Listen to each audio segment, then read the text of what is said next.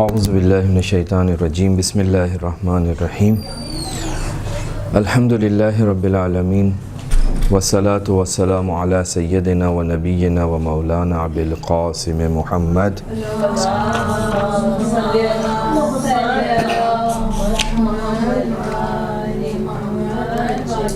وعلی اہل بیتہ الطیبین الطاہرین المعصومین المظلومین لا سیما فاطمۃ الزہرا سلام اللہ علیہا ولعنت الدائمۃ علی اعدائہم اجمعین من یومنا الی قیام یوم الدین۔ ہماری گفتگو شروع ہوئی تھی اصول دین کے اوپر، اور جو ہماری گزشتہ گفتگو رہی وہ کائنات کے تصور کے سلسلے میں تھی، مختصر سی، اور پھر اس کے بعد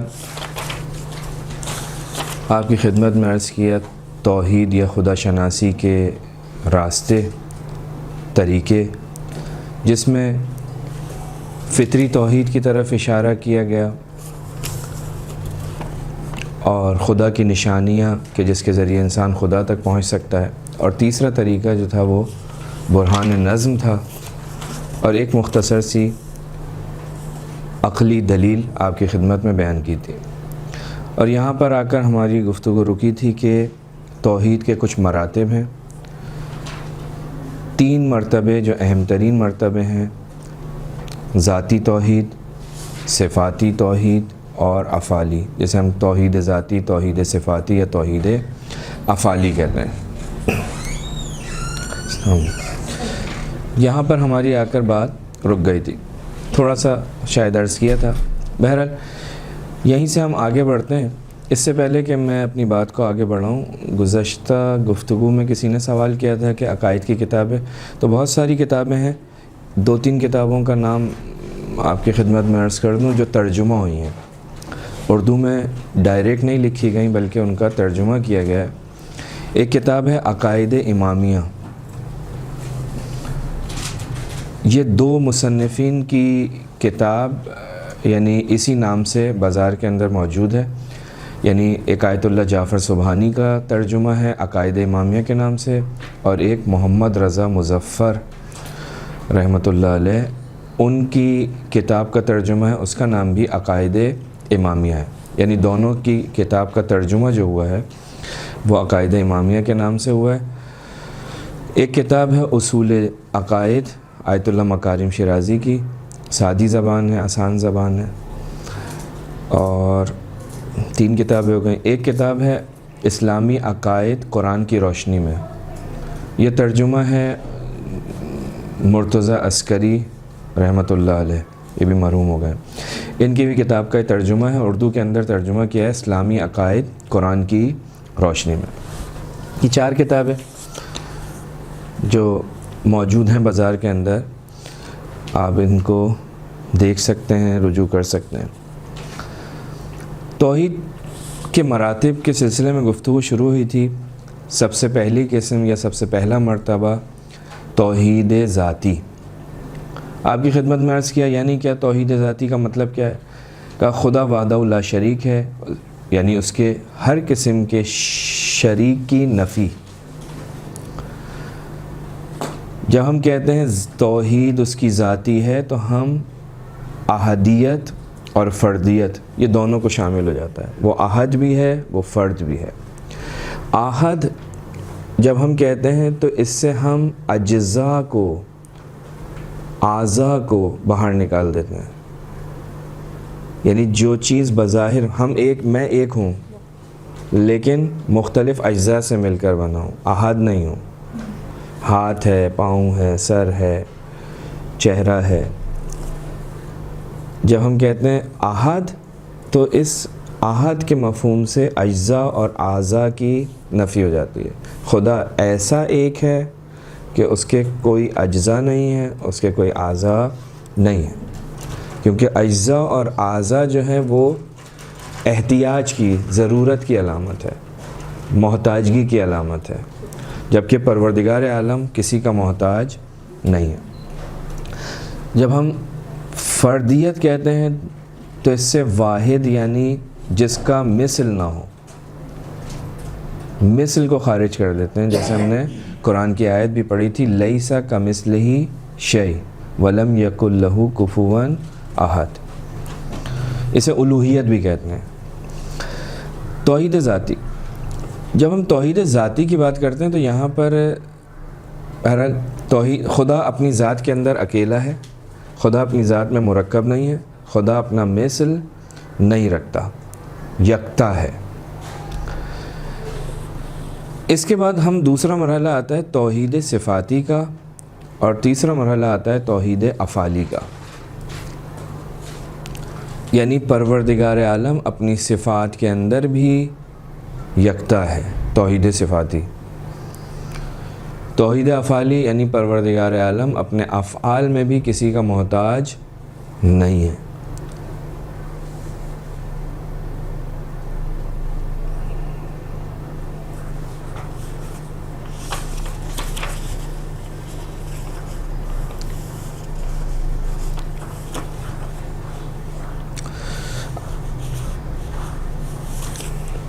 اب جب توحید صفاتی کی بات آتی ہے تو تھوڑی سی اس کے اندر ہم گفتگو کرتے ہیں کہ توحید صفاتی میں کیا ہوتا کیا ہے۔ توحید صفاتی یعنی ہم فقط پروردگار عالم کو واجب الوجود مان لیں، یہ کافی نہیں ہے۔ جو ہم نے اپنی آخری گفتگو میں کہا تھا کہ وہ واجب الوجود ہے، اس کا وجود واجب ہے، ضروری ہے، وہ کسی کا محتاج نہیں ہے، وہ ہمیشہ سے ہے، وہ ہمیشہ رہے گا۔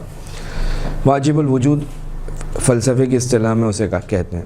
یہ کافی نہیں ہے، کیونکہ ممکن ہے کہ کوئی مادہ، کوئی انرجی بھی جو ہے واجب الوجود کا مصداق بن سکتے ہوں۔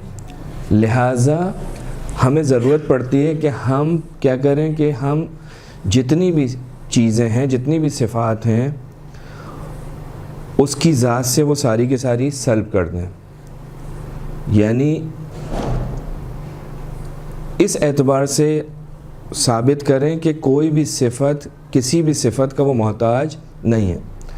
جب ہم یہ کریں گے کہ ہم ساری کی ساری صفات کو اس سے سلب کر لیں گے، ان صفات کا کہ جو کس کے اندر پائی جاتی ہیں، مخلوقات کے اندر پائی جاتی ہیں، ان چیزوں میں پائی جاتی ہیں کہ جو کسی کے ذریعے سے وجود میں آئی ہیں، ہم ان ساری صفات کو پروردگار عالم سے کیا کرتے ہیں، سلب کرتے ہیں، دور کر دیتے ہیں، ہٹا دیتے ہیں، انکار کرتے ہیں کہ نہیں، اس کے اندر اس قسم کی کوئی بھی صفت نہیں پائی جاتی۔ کیوں؟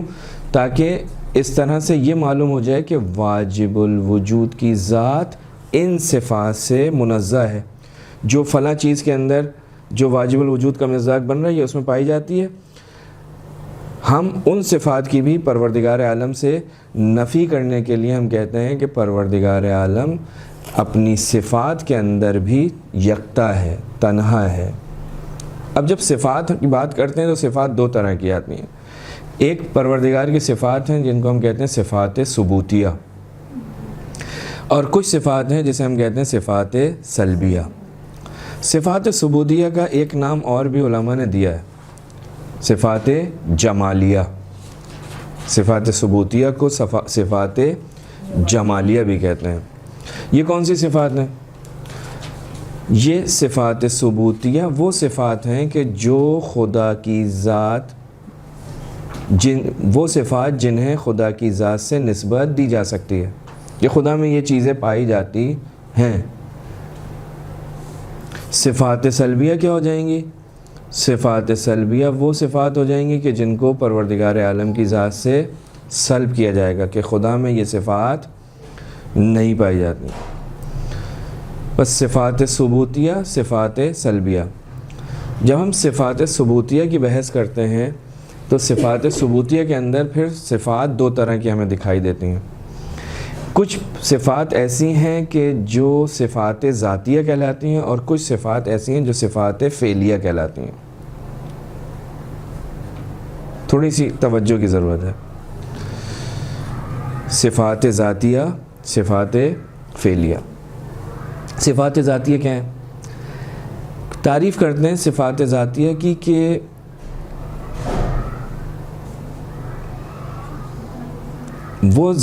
وہ صفات جو ذات خدا میں موجودہ کمالات سے حاصل ہوتی ہیں، یعنی خدا کی ذات میں جو کمالات پائے جاتے ہیں ان سے وہ ہمیں ملتی ہیں. مثلاً علم ذات پروردگار کے اندر پایا جاتا ہے, قدرت ذات پروردگار میں پائی جاتی ہے, حیات ذات پروردگار میں پائی جاتی ہے. تو یہ وہ کمالات ہیں جو پروردگار عالم کی ذات کے اندر پائے جاتے ہیں, اور ان سے ہمیں یہ صفات حاصل ہوتے ہیں. ہم کہتے ہیں خدا کیا ہے؟ حی ہے. ہم کیا کہتے ہیں؟ خدا قدیر ہے. ہم کہتے ہیں خدا عالم علم رکھتا ہے, جاننے والا ہے. یا بعض لوگوں نے جو ہے صفات ذاتیہ کی ایک تعریف یہ بھی کی ہے کہ یہ وہ مفاہیم ہوتے ہیں کہ جو عبد اور معبود کے درمیان رابطے سے حاصل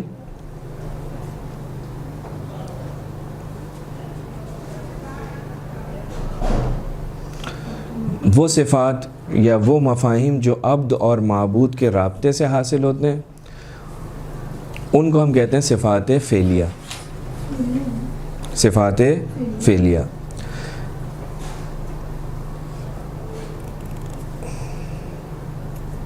جو ذات واجب الوجود, جو ذات پروردگار سے حاصل ہوتی ہیں, کسی اور چیز کی طرف دیکھنے کی ضرورت نہیں پڑتی. خود ہم پروردگار کو دیکھتے ہیں اور وہ چیز ہمیں دکھائی دیتی ہے. پروردگار کو دیکھتے ہیں, علم دکھائی دیتا ہے. پروردگار کو دیکھتے ہیں, قدرت دکھائی دیتی ہے, حیات دکھائی دیتی ہے. یعنی کسی اور چیز کی ضرورت نہیں پڑتی. اس کو ہم کہتے ہیں صفت ذاتی. لیکن صفت فعلی کیا ہے؟ صفت فعلی وہ صفات ہیں کہ جو عبد اور معبود کے درمیان رابطے کے بعد حاصل ہوتی ہے. مثلا ہم کہتے ہیں کیا؟ خدا خالق ہے, خدا رازق ہے. رزاقیت, خالقیت, یہ خدا کی صفات ہیں.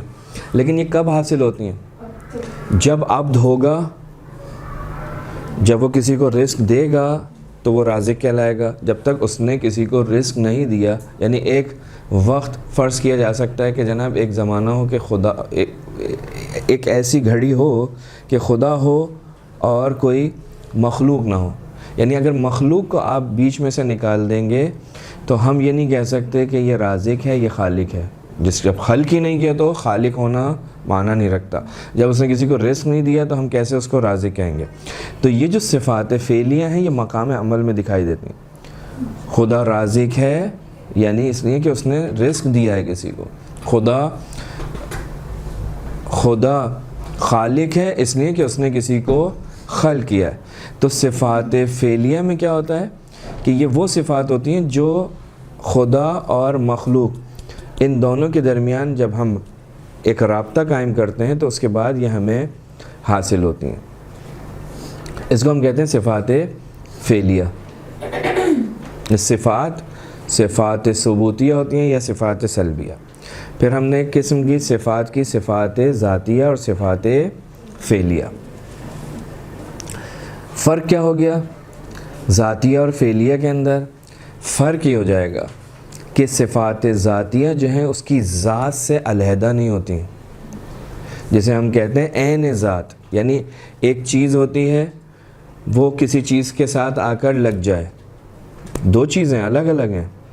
ایسا نہیں ہے کہ پروردگار عالم کی ذات الگ ہو اور پروردگار عالم کی قدرت الگ ہو, پروردگار کا علم الگ ہو, پروردگار عالم کی حیات الگ ہو. نہیں, یہ عین ذات ہیں. یعنی وہی ذات جو حی ہے,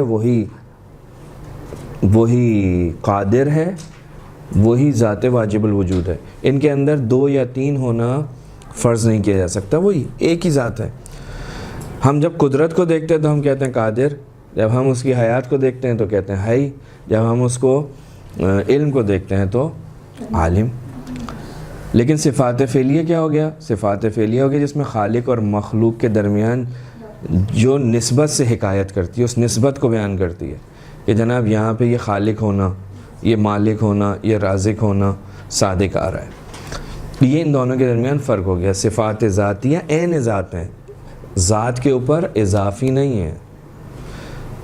اور یہ جو صفات فعلیہ ہیں یہ اس کے فعل کا نتیجہ ہے, اس کے عمل کا. خدا نے کسی کو خلق کر دیا تو وہ خالق ہو گیا, بس یہ ایک الگ چیز ہے, وہ اس کی عین ذات ہوتی ہیں.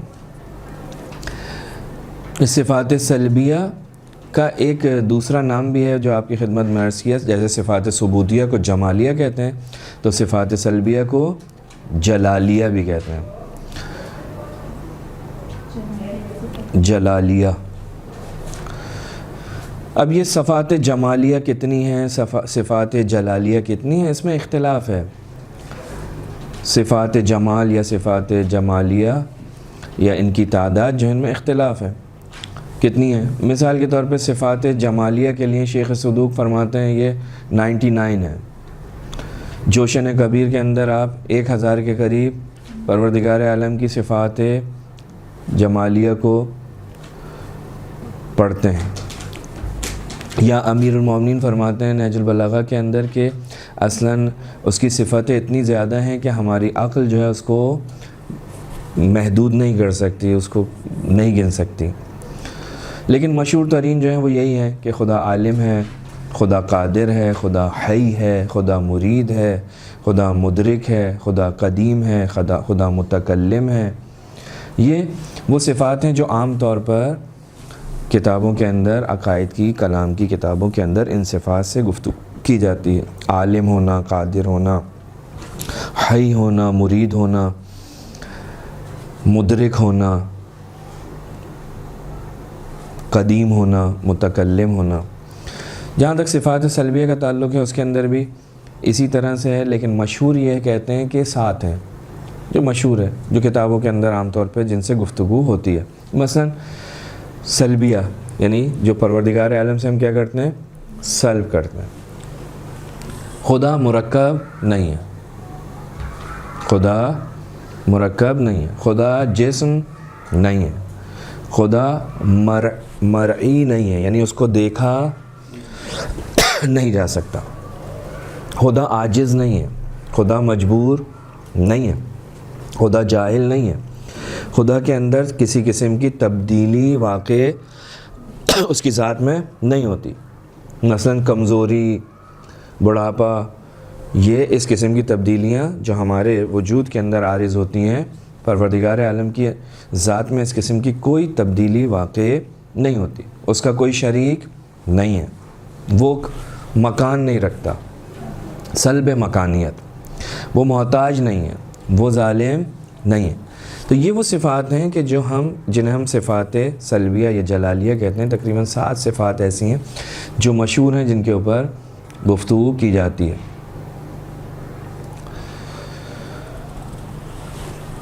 صفات ذاتیہ کا ثابت کرنا، ایک موضوع یہ آ سکتا ہے ہمارے پاس کہ جناب صفات ذاتیہ کا اثبات کیسے کریں گے، ثابت کیسے کریں گے؟ قدرت، حیات، علم پروردگار کو ثابت کرنے کے لیے ہم کیا کریں؟ تو علماء فرماتے ہیں اس کا سب سے آسان راستہ یہ ہے کہ جب ہم ان مفاہیم کو، حیات کو، علم کو، قدرت کو مخلوقات کے سلسلے میں استعمال کرتے ہیں، یہ چیزیں ہمارے لیے بھی استعمال ہوتی ہیں، اللہ کی مخلوقات کے لیے بھی استعمال ہوتی ہیں، تو یہ اوصاف اس کے کمالات کو بیان کرتے ہیں کہ صاحب یہ عالم ہے، یہ جو ہے قادر ہے، لہٰذا ان صفات کی علت ذات پروردگار میں بطور کامل ہونا چاہیے۔ یعنی یہ جو کمال میرے اندر ایجاد ہوا ہے، یہ کسی نہ کسی نے ایجاد کیا ہے، اس کا کوئی سبب ہوگا، تو وہ جو عالم مطلق ہے، وہ جو حی مطلق ہے، وہ جو قادر مطلق ہے، اس کے اندر جو ہے بطور کامل اس کا سبب ہونا چاہیے۔ اس لیے کہ مخلوق میں پائی جانے والی تمام صفات اور سارے کے سارے کمالات خدا کی طرف سے دیے گئے ہیں، لہٰذا عطا کرنے والے کے پاس، یعنی جو دینے والا ہے، اس کے پاس ایسی اوصاف کا ہونا ضروری ہے تاکہ وہ دوسروں کو عطا کر سکے۔ یعنی جب پروردگار عالم کے پاس یہ ہوگا ہی نہیں تو وہ کیسے عطا کرے گا؟ اس لیے یہ ممکن نہیں ہے کہ حیات عطا کرنے والا خود حیات سے محروم ہو، مخلوقات کو علم اور قدرت عطا کرنے والا خود جاہل اور ناتوان ہو۔ لہٰذا مخلوقات میں مشاہدہ ہونے والے کمالات اس بات پر دلالت کرتے ہیں، اس بات کی طرف ہماری رہنمائی کرتے ہیں کہ خدا بھی ان کمالات کا بغیر کسی کمی و کسر کے حامل ہے، وہ رکھتا ہے۔ یا دوسری تعبیر میں ہم کہہ سکتے ہیں کہ خدا لامتناہی علم و قدرت و حیات کا مالک ہے۔ بس ہم مخلوقات کے کمالات کو دیکھ کر خدا کے کمالات، اس کی صفات تک اس طرح سے ہم پہنچ سکتے ہیں۔ دوسری صفات جو تھی ہماری تھی صفات فعلیہ۔ صفات فعلیہ میں جو ہم نے کہا کہ جو خالق اور مخلوق کے درمیان رابطے کے ذریعے حاصل ہوتی ہیں، ان صفات کی دو قسمیں ہم کر سکتے ہیں۔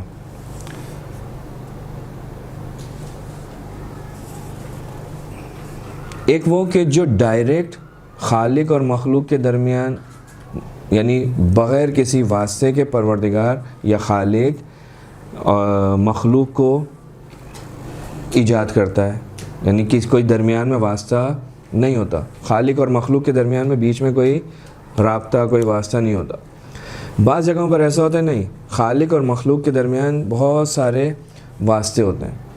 مثال کے طور پہ رزق سے فائدہ اٹھانے والے، رزق کو مہیا کرنے والے، رزق کو عطا کرنے والے، یعنی مجھ تک یہ جو چیز پہنچ رہی ہے، یہ بیچ میں ہزاروں واسطے آتے ہیں اور پھر مجھ تک پہنچتی ہے۔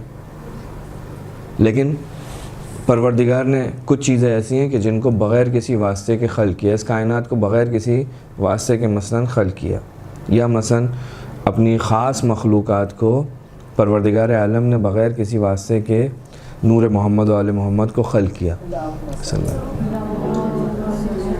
وسلم۔ تو پروردگار نے ایجاد کیا ان کو، کن فیکن، وہ ہو گیا، یہاں پر کوئی واسطہ نہیں تھا۔ لیکن یہ جو رزق مجھ تک پہنچ رہا ہے، اس کے درمیان اور خدا کے درمیان بہت سارے بیچ میں واسطے آ رہے ہیں۔ تو یہ صفات فعلیہ اباز میں اس طرح سے ہو سکتا ہے۔ مثلا اب صفات فعلیہ کے اندر جو ہے ہم کہتے ہیں کہ یہ جو پروردگار عالم فعل کے اندر ہم نے بات کی تھی، یہ تھی توحید صفاتی، صفات فعلی، صفات ثبوتی۔ ہم نے جو پیچھے مراتب توحید کیے تھے، اس کے اندر ہم نے کیا کہا تھا؟ ہم نے کہا تھا کہ توحید کے 3 مراتب ہیں، ایک توحید ذاتی، دوسرا کیا تھا؟ توحید صفاتی، اور تیسرا تھا توحید افعالی۔ تو یہ توحید صفاتی کے اندر ہم نے صفات کی طرف اشارہ کیا۔ اس کے بعد جو ہے آتا ہے توحید افعالی۔ وہ کیا ہے؟ توحید افعالی یعنی کہ پروردگار عالم اپنے کاموں کو انجام دینے میں نہ تو کسی شے کا محتاج ہے اور نہ ہی کسی بھی موجود کا، اور نہ ہی کسی بھی موجود میں اتنی طاقت ہے کہ وہ اس کے امور میں اس کی مدد کر سکے۔ اس کی کسی موجود کی یہ حیثیت نہیں ہے، اتنی استطاعت نہیں ہے کہ وہ آ کر پروردگار عالم کو مدد فراہم کرے، کیونکہ جتنی بھی کائنات کے اندر چیزیں ہیں، جتنے بھی موجودات ہیں، وہ جس طرح سے اپنے وجود میں آنے کے لیے ذات الہی کے محتاج ہیں، اسی طرح وہ اپنی بقا کے لیے بھی، اپنے باقی رہنے میں بھی پروردگار عالم کے محتاج ہیں۔ یعنی ایسا نہیں ہے کہ وہ بس خلق ہو گئے تو اب ان کی احتیاج ختم ہو گئی، نہیں، ہم خلق ہو گئے تو ہماری احتیاج پروردگار سے ختم ہو گئے، نہیں، ہم ہر لمحہ بے لمحہ پروردگار عالم کے محتاج ہیں۔ بس جتنی بھی موجودات ہیں، جس طرح اپنے وجود میں ذات الہی کے سے وابستہ ہیں، اسی طرح وہ اپنی بقا کے اندر بھی ذات الہی سے وابستہ ہیں، اپنی تاثیر میں، کسی چیز پر اثر انداز ہونے میں، فعل میں مجبور ہیں۔ دیکھیں، ہم جتنے بھی کام اس کائنات کے اندر انجام پاتے ہیں، چاہے اختیاری فعل ہوں، جیسے ہم چلتے ہیں، بات کرنا، چلنا، یا غیر اختیاری ہو، جیسے سورج، چاند، سورج کی تپش، سورج کی تپش غیر اختیاری ہے، اس کا کام یہی ہے۔ بیمار آدمی ہے، اس کا ہاتھ لرز رہا ہے، یہ اس کے اختیار میں نہیں ہے۔ یہ سارے کے سارے کام کس کے ہیں؟ خدا کے۔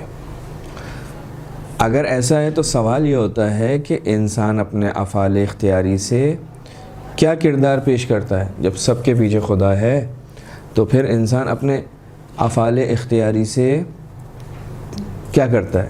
اس کا کردار کیا ہے؟ میں جو کچھ کھاتا ہوں، پیتا ہوں، چلتا ہوں، مارتا ہوں، یہ کیا ہے؟ تو یہاں پر فرماتے ہیں کہ دو چیزیں، ایک ہے قدرت، ایک ہے استطاعت۔ قدرت یعنی کسی فعل کے بجا لانے یا چھوڑنے کے اختیار، اس کو ہم کہتے ہیں قدرت۔ میں اس کو اٹھا سکتا ہوں، اس کو رکھ سکتا ہوں بغیر کسی دباؤ کے، اس کو کہتے ہیں طاقت، اس کو کہتے ہیں قدرت۔ اور ایک ہے استطاعت، یعنی خود کسی فعل کو انجام دینے یا ترک کرنے کی توانائی، اس کا نام ہے استطاعت۔ مثلا اگر کسی انسان نے کوئی کام انجام دیا تو ہم یہ کہتے ہیں کہ وہ اس کام کو کرنے کی استطاعت رکھتا ہے۔ یا اگر کوئی فعل کسی نے چھوڑ دیا تو ہم یہ کہتے ہیں فلاں آدمی فلاں کام کو ترک کرنے کی استطاعت رکھتا ہے۔ اسی چیز کو ہم جو ایک مشہور جملہ ہے ہمارے پاس، لا جبر ولا تفویض بل الامر بین الامرین، وہاں پر یہی ہے کہ انسان اپنے ارادے میں تو مستقل ہے، ارادے میں تو مستقل ہے، ٹھیک ہے، جس کی دلیل کیا ہے؟ ہمارا وجدان۔ جب میں چاہتا ہوں کسی کو انجام دینا، انجام دے دیتا ہوں، جب میں چاہتا ہوں کسی چیز کو چھوڑنا، چھوڑ دیتا ہوں۔ بس میرا وجدان یہ خود مجھے بتا رہا ہے کہ جناب میں اس چیز میں استقلال رکھتا ہوں، لیکن اپنے افعال میں مستقل نہیں ہوں۔ کیوں؟ کیونکہ انسان کی خلقت ایسی ہے کہ وہ اپنے تمام کام کو انجام دینے میں آزاد اور مستقل تو ہے، مگر اس کام کو انجام دینے میں خدا کی طرف سے عطا شدہ قدرت، اس قدرت کا محتاج ہے۔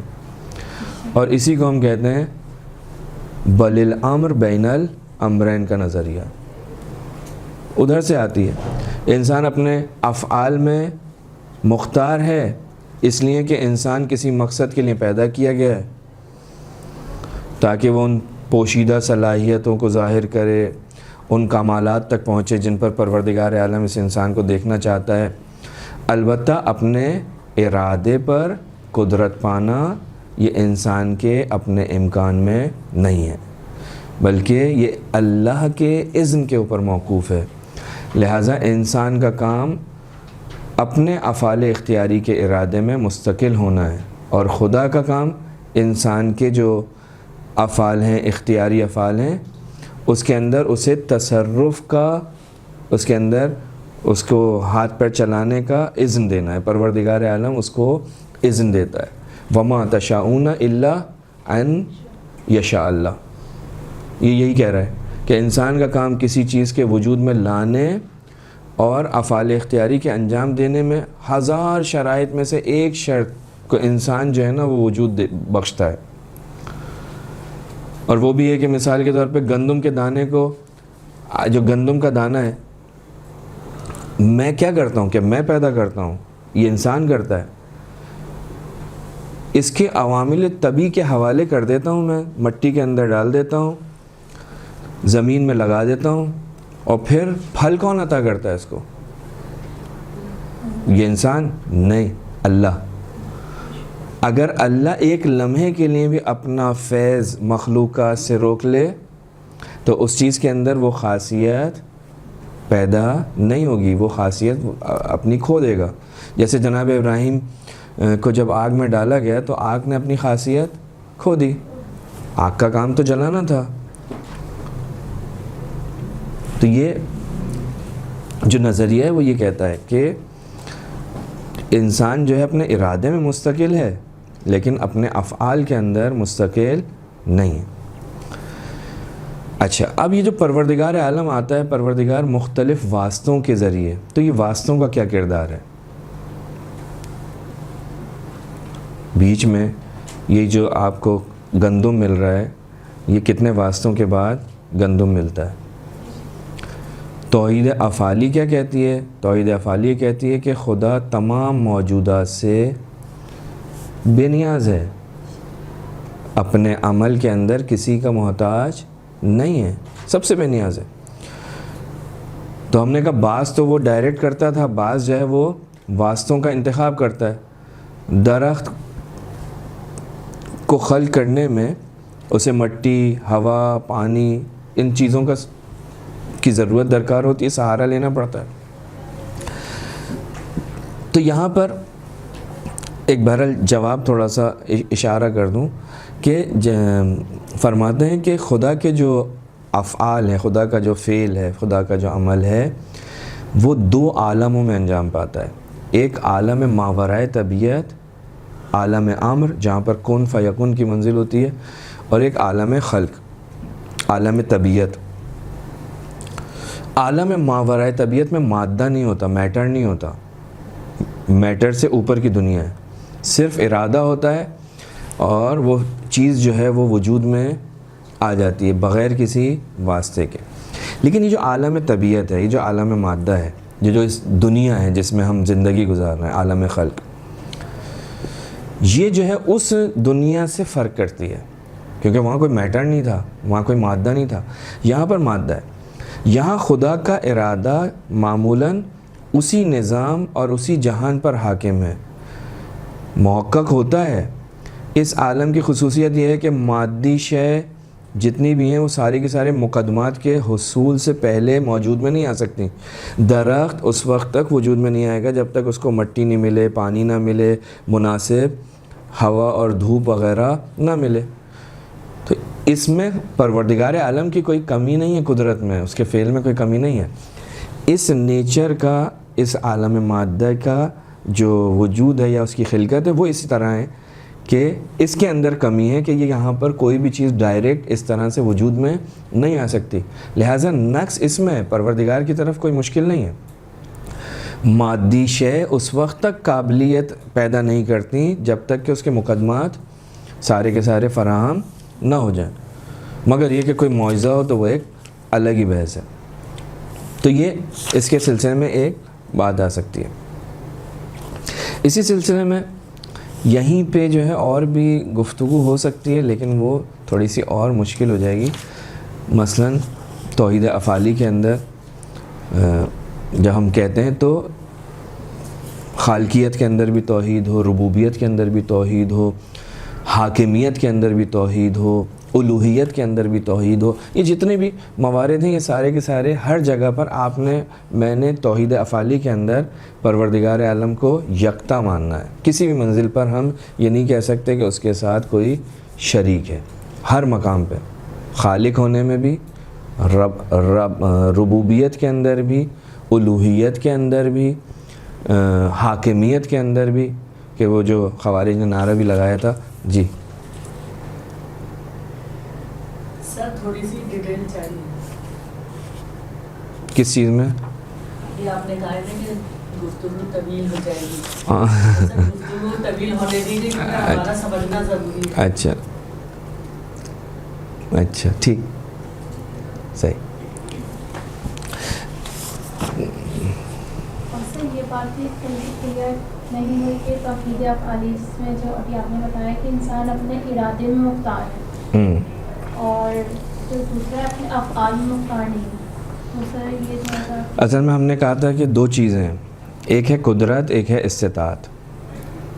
ایک ہے قدرت اور دوسری چیز کا نام ہم نے دیا تھا کیا؟ استطاعت۔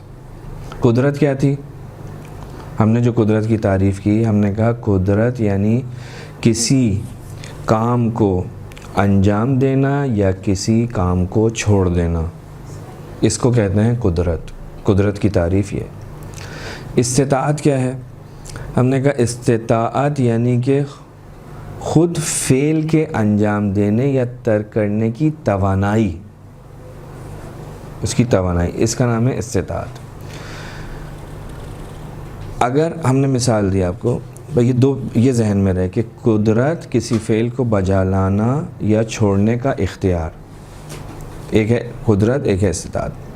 اب ہم کہتے ہیں کہ اگر کوئی انسان ہے اس نے کسی کام کو انجام دیا تو کیا کہتے ہیں ہم یہ کہتے ہیں کہ وہ اس فعل پر استطاعت رکھتا ہے، توانائی رکھتا ہے۔ یا اگر کوئی فعل اس نے چھوڑ دیا، ترک کر دیا، تو ہم کیا کہتے ہیں؟ یہ استطاعت رکھتا ہے، اس نے فلاں کام کو چھوڑ دیا، کر سکتا ہے۔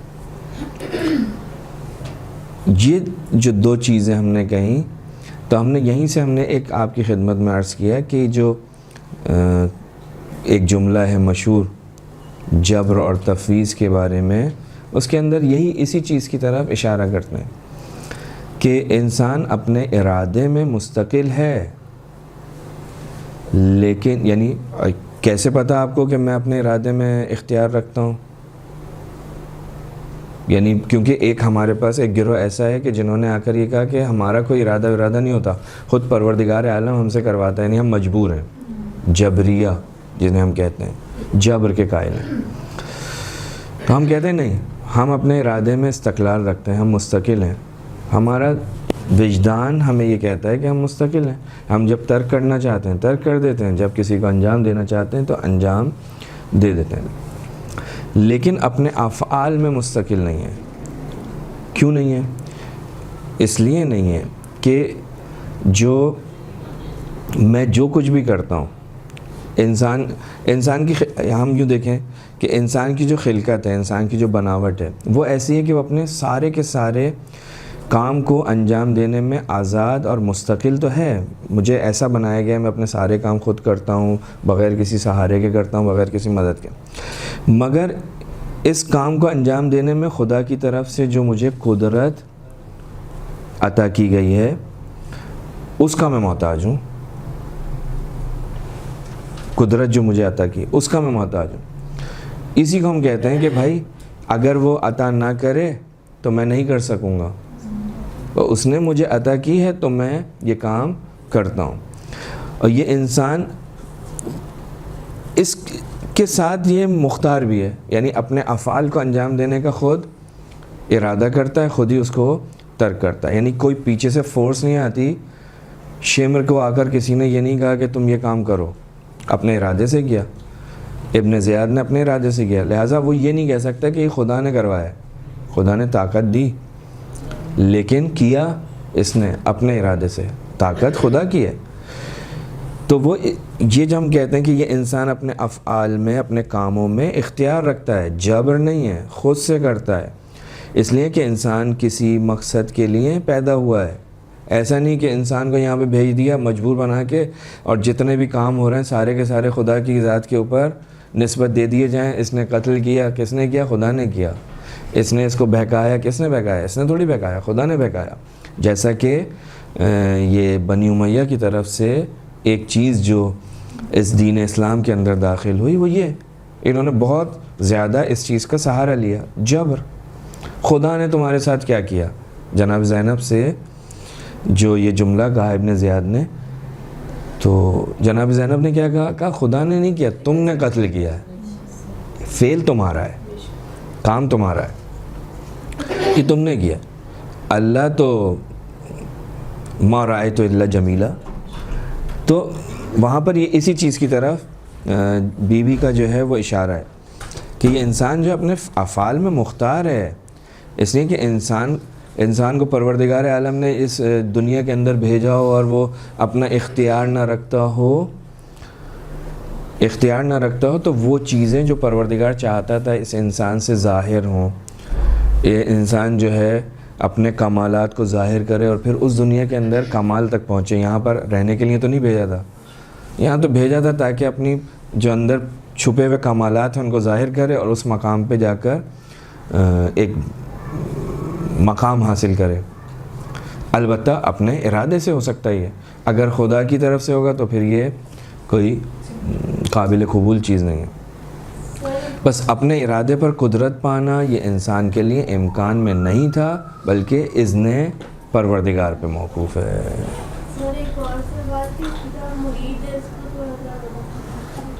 خدا مرید ہے یعنی خدا ارادہ رکھتا ہے، ارادہ اس صفات میں سے جو آپ کی خدمت میں نے کی تھی، خدا صاحب ارادہ ہے۔ وہ ہے نا قرآن مجید میں کہ وہ ارادہ کرتا ہے کن فیکون، وہاں پر لفظ ارادہ استعمال کیا. سر ہمارا اختیار اور ہماری توانائی یہ الگ الگ چیزیں ہیں. ہمارا اختیار اور توانائی یہ دو باتیں کی نا استطاعت، الگ الگ چیزیں. اس کو تھوڑا سا ڈفرینشیٹ. اصل میں دونوں کی تعریفیں الگ ہیں نا، دو چیزیں، دو الگ الگ چیزیں. جب ہم خدا کی قدرت کی بات کرتے ہیں تو وہاں پہ بھی ہم یہی تعریف کرتے ہیں کہ قادر ہے. یعنی کیا؟ قادر یعنی جب وہ چاہتا ہے کسی چیز کو کرنا تو کر دیتا ہے، جب وہ چاہتا ہے کسی چیز کو چھوڑنا تو چھوڑ دیتا ہے. اس کو کہتے ہیں قدرت. قدرت کی تعریف یہ ہے. لیکن استطاعت یعنی میرے اندر ایک چیز رکھی ہوئی ہے، ایک چیز پائی جاتی ہے، ٹھیک ہے، کہ جو کسی عمل کو، کسی فعل کو انجام دینے یا اسے ترک کرنے کی طاقت رکھتی ہے، اندر پائی جاتی ہے. اس کو ہم کہتے ہیں استطاعت. حیثیت ہے اس کی کہ یہ کام کر سکتا ہے. ہاں، اس کو کہتے ہیں. تو بس یہاں پر ہم نے یہ کہا کہ جناب انسان جو ہے وہ اپنے اختیاری کاموں کے ذریعے سے، ان کے اختیاری کاموں کے ارادوں میں مستقل ہے. یعنی جب میں کوئی کام کرنا چاہتا ہوں تو اس میں استقلال رکھتا ہوں. اور خدا کا کام انسان کے افعال اختیاری کے تصرف میں اذن دینا ہے. یہ کرتا ہے، کرے. پروردگار عالم اس کا ہاتھ نہیں پکڑتا. لیکن یہ طاقت کس کی دی ہوئی ہے؟ یہ طاقت اصل میں کہاں سے آئی ہے؟ طاقت کا غلط استعمال کر رہا ہے. دی ہوئی اللہ کی. ٹھیک. اگر پروردگار اس کی طاقت کو روک لے تو کیا ہوگا؟ یہ نہیں کر سکے گا. جب نہیں کر سکے گا تو یہ کیا ہو جائے گا؟ مجبور ہو جائے گا. تو پروردگار نے اس دنیا کے اندر اس انسان کو مجبور بنا کے بھیجا ہی نہیں ہے، کیونکہ پروردگار اس کو بھیج رہا ہے تاکہ یہ کمال پہ پہنچے. کمال اسی وقت نصیب ہوگا جب یہ اپنے اختیار سے اچھے اور برے کے درمیان فرق کر کے اچھے کا انتخاب کرے. اچھے کا انتخاب کرے گا، آگے بڑھے گا. یا اس کی جو اجر ہے اس کو پروردگار عالم نے جو اس کے لیے مقرر کیا ہے وہ کرے گا، وہ اس کو ملے گا. اور اگر وہ اچھے کا اختیار نہیں کرے گا تو نتیجہ کیا ہوگا کہ وہ مطلب اس کا نقصان جو بھی پروردگار نے رکھا ہے. بس وما تشاؤون الا ان یشاء اللہ، یہ اس چیز کی طرف اشارہ کر رہا ہے کہ انسان کے افعال اختیاری کے تصرف میں پروردگار عالم اذن دیتا ہے. اس اختیار میں خدا نے کچھ قدغن بھی رکھا نا، مطلب کچھ لمیٹیشن بھی ہے نا. بالکل اختیار تو نہیں ہے نا ہمارے افعال کے اوپر. مثلا مطلب میں بالکل ہی با اختیار ہوں ہر کام کرنے کے، نیکی ہو یا برائی ہو کوئی بھی چیز اختیار رکھتا. کچھ لمیٹیشن تو رکھی ہے نا خدا نے. مثلاً تو میں رک جاؤں گی نا کہ کہاں؟ مطلب یہ میرے اختیار میں نہیں ہے، یہ خدا کی طرف سے. نہیں، وہ خدا کے کاموں میں وہ قدرت، وہ میری قدرت سے باہر ہے. وہ وہیں قدرت والی بات آ جائے گی. اصل میں مثلا فرض کریں میرے سامنے ایک بیمار ہے تو میرے اختیار میں نہیں ہے کہ میں اس کو صحیح کروں. ٹھیک ہے نا. وہ اصل اس سے میرا کوئی واسطہ بھی نہیں ہے. میں اپنے کاموں کے اندر اختیار رکھتا ہوں کہ میں کیا کروں، کیا کھاؤں، کیا بولوں. یہ جو پروردگار نے مجھے جو وجود بخشا ہے اس کے استعمال کے اندر مجھے پورا کا پورا اختیار ہے. میں کائنات کے اندر اختیار، میں کائنات کے، وہ میرے اس سے باہر ہے. ہاں ہو سکتا ہے ریاضت کروں، اللہ کی اطاعت کروں، پروردگار عالم اس طاقت کو بڑھا دے اور میں کسی انسان کے اوپر بھی تصرف یا قدرت حاصل کر لوں، جسے ہم ولایت تکوینی کہتے ہیں. مثلا ہو سکتا ہے. تو یہ بات ہو گئی. تھوڑا سا واضح ہوا کچھ؟ جزاک اللہ. نہیں کوئی بات نہیں. تو پھر توحید افعالی، ہم نے کہا کہ توحید افعالی کی قسمیں ہو سکتی ہیں خالقیت کے اندر، یعنی افعال. توحید افعالی میں ہم نے کہا کہ خالقیت میں توحید، ربوبیت میں توحید، حاکمیت میں توحید، الوہیت میں توحید، یہ ساری اس کی اقسام، اسی کی اقسام بنتی ہیں. یہ تھی توحید کی اقسام، توحید کے مراتب. دیکھیں ایک بحث بہت آتی ہے، میں اس کو یہاں پہ ابھی نہیں مطرح کروں گا.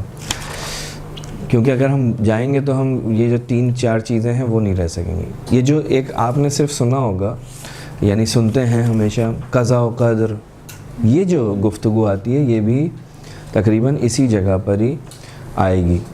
لیکن سر یہ ہمیں چاہیے ڈیٹیل اس لیے کہ کوئی نہ کوئی تو بتا اس کے نہیں وہ انشاءاللہ سب اسکپ کر دیں کہ ہوں یہ تو صحیح نہیں رہے. مطلب انشاءاللہ اس کے لیے آگے شاید اس کو بڑھائیں گے تو پھر تو یہ قضاء و قدر وغیرہ کی جو بحث ہیں وہ بھی یہاں پر آتی ہے اسی جگہ پہ، یعنی توحید کی اسی گفتگو کے اندر. یہ والے سوالات ہیں نا، ہم بچے بھی بہت زیادہ پوچھتے ہیں، باہر جاتے ہیں تو وہاں پہ بھی توحید کے عقائد کے سوال بہت زیادہ ہوتے ہیں، تو صحیح پہ ڈیپلی لیکچرز ہمیں اس میں الگ سے ہونا چاہیے. صحیح. ایک اور توحید کی قسم ہے، اس کی طرف بھی اشارہ کر دوں، وہ ہے توحید عبادی. عام طور پہ اس پہ بھی گفتگو نہیں ہوتی، لیکن یہ توحید کی اقسام میں بہت اہم قسم ہے، بہت اہم. کیونکہ جتنے بھی انبیاء ہیں، اوصیاء ہیں، اولیاء ہیں، ان کی جو زندگی کا جو ایک جو ان کا جو ہدف قرآن میں یا روایت میں بتایا جاتا ہے وہ کیا ہے؟ مثلا قرآن کی آیت کہتی ہے لَقَدْ بَعَثْنَا فِي كُلِّ أُمَّةٍ رَسُولًا أَنِ اعْبُدُوا اللَّهَ وَاجْتَنِبُوا الطَّاغُوتَ. اللہ کی عبادت، طاغوت سے دوری، اللہ کی عبادت. یعنی قرآن میں کثرت سے اس چیز کی کا ذکر ملتا ہے ہمیں. اس کو ہم کہتے ہیں توحید عبادی یا توحید عبادت. یہ جو ہم نے توحید افعالی، توحید ذاتی، توحید صفاتی پڑھی، ان تینوں توحید کا جو ہے یہ ثمرہ ہم کہہ لیں، یا یہ جو تینوں توحید کی جو اقسام ہیں یہ مقدمہ بنتی ہیں اس توحید عبادی کے لیے. کیونکہ عبادت جو کہ انبیاء کی دعوت کا نتیجہ ہے، انبیاء دعوت دے رہے ہیں تاکہ یہ کیا کرے؟ عبادت کرے. اور توحید کا یہ اصلی رکن ہے عبادت. اس وجہ سے توحید عبادی جو ہے وہ بہت ہی اہم ہے. اب مسئلہ کیا ہے؟ مسئلہ یہ ہے، اس کی اہمیت کی وجہ کیا ہے؟ اس کی اہمیت کی وجہ یہ ہے کہ آپ اگر دیکھیں تو ایک بڑی تعداد کے اندر مسلمانوں کے درمیان جو مشکل ہے وہ یہی ہے کہ وہ ایک دوسرے کو کافر قرار دینے میں بالکل بھی سوچتے نہیں ہیں. فوراً یہ جو مسلمانوں کے درمیان جو اختلاف ہیں، جو بعض فرقے ہیں، وہ آ کر ایک دوسرے کو کہتے ہیں یہ مشرک ہے، یہ کافر ہے، فتوے دے رہے ہوتے ہیں. اس کی وجہ کیا ہے؟ اس کی وجہ یہ ہے کہ وہ جو توحید عبادی ہے، عبادت کے اندر پروردگار عالم کو واحد و یکتا ماننا، اس کی تعریف جو ہے وہ یا اس چیز کو وہ سمجھے نہیں. جب وہ اس کو سمجھتے نہیں ہیں تو پھر وہ آ کر کہتے ہیں، مثال کے طور پہ توحید عبادی یعنی کیا؟ کسی کے سامنے بھی خضوع و خشوع کے ساتھ پیش آنا، کہا کہ یہ عبادت ہے. کسی کے سامنے بھی خضوع و خشوع کے ساتھ اگر آپ پیش آئیں گے تو اس کا تو دائرہ بہت بڑھ جائے گا. لہٰذا اگر آپ معصوم کے سامنے خضوع و خشوع کرتے ہیں تو آپ کو فوراً وہ کہتے ہیں. اگر معصوم سے منسوب چیزیں کے سامنے اگر آپ رسول کی قبر کے سامنے کھڑے ہیں، یہ بھی شرک. تو وہ کیا کرتے ہیں کہ وہ ان چیزوں کو دیکھ کر، ان تعریفوں کو دیکھ کر وہ جو ہے فتوے لگانا شروع کر دیتے ہیں.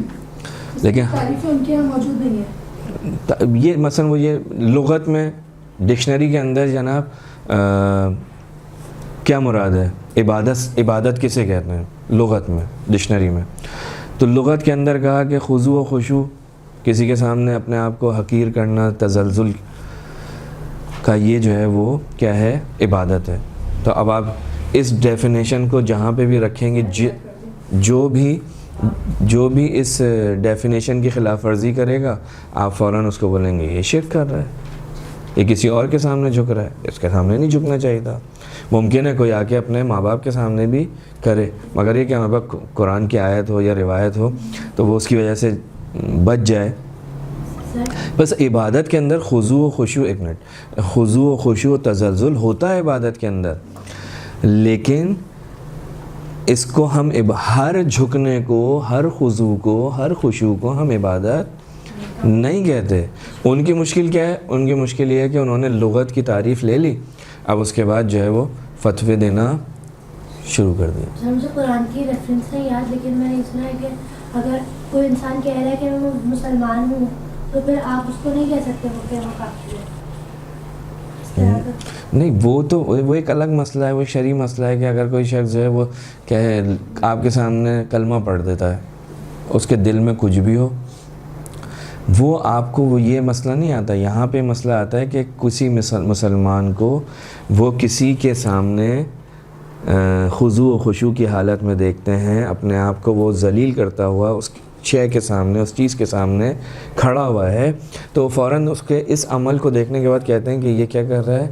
غیر خدا کے سامنے جھک رہا ہے، لہٰذا یہ کیا ہے؟ کافر ہے. یہ کیا ہے؟ مشرک ہے، خدا کے ساتھ کسی کو شریک قرار دے رہا ہے. میرے لیے اللہ ہی کافی. جی ہاں، جی ہاں، لیکن وہ اللہ کو، اس اللہ کو بھی نہیں سمجھتے نا، مسئلہ یہ ہے. سر اس طرح سے اگر ہم نصیریوں کو دیکھیں، امام علی کے سامنے جھک رہا ہے تو یہ سب اسی لیے تو کہتے ہیں کافر کہیں گے. بالکل کافر ہو جائے گا، اگر کوئی مشرک ہو جائے گا. آغا خانی نہیں، آغا خانی نہیں. اگر ہو یہ نصیری، اگر ہو یہ بھی ہے، کیونکہ ایک چیز مشہور زیادہ ہو جاتی ہے، کوئی ذرا سا کسی نے کچھ کیا تو فوراً ہم نے اس کو ایک ٹائٹل دے دیا، ایک عنوان دے دیا، یہ زیادہ ہوتا ہے. آیا حقیقت میں ایسا ہے یا نہیں ہے؟ تو یہ جو مشکل ہے اپنا توحید عبادی کے اندر، یہ مشکل پلٹتی ہے ہماری اس کی ڈیفینیشن پہ، اس کی تعریف پہ. اس کی تعریف کیا ہے؟ بعض لوگوں نے یہ تعریف کی، بعض لوگوں نے آ کر کہا کہ بہت زیادہ خضوع و خشوع اور تواضع کا اظہار کرنا یہ عبادت ہے. اور اس کے اندر بھی یہی مسئلہ آتا ہے. ہم جو تعریف کرتے ہیں، ہم یہ کہتے ہیں کہ